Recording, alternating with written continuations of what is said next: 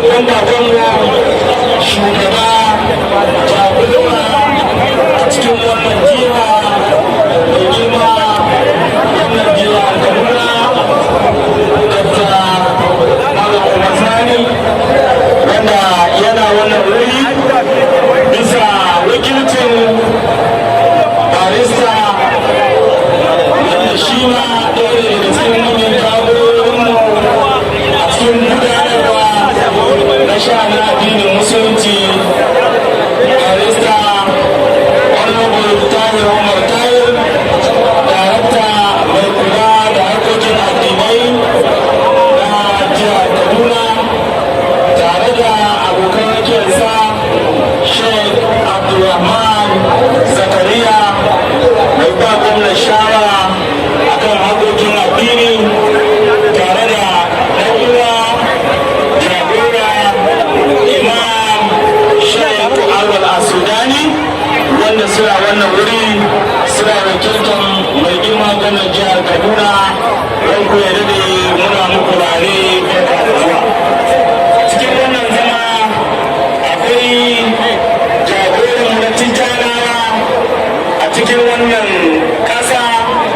musamman na Afirka da ke sa mara su ne yanzu Allah ya saka yawwa wallahi bai yiwuwa amma duk wuri ko kai wannan a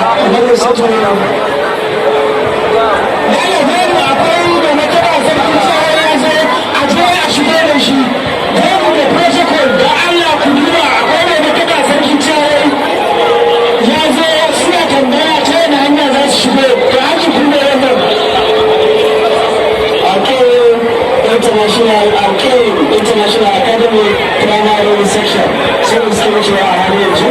iya saka da kai da wanda suke kan katanga an ce da Allah su rika saukowa wanda suke maganar Muhammadiyya da Pastor wanda suke magana da Pastor Kaduna suna suke cewa a halin yanzu muna godiya Allah ya saka mu da alheri wato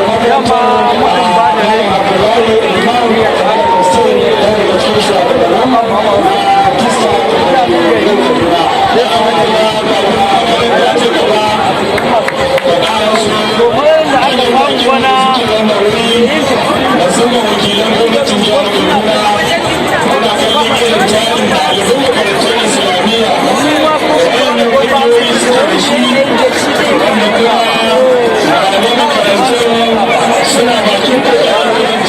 addinin musulunci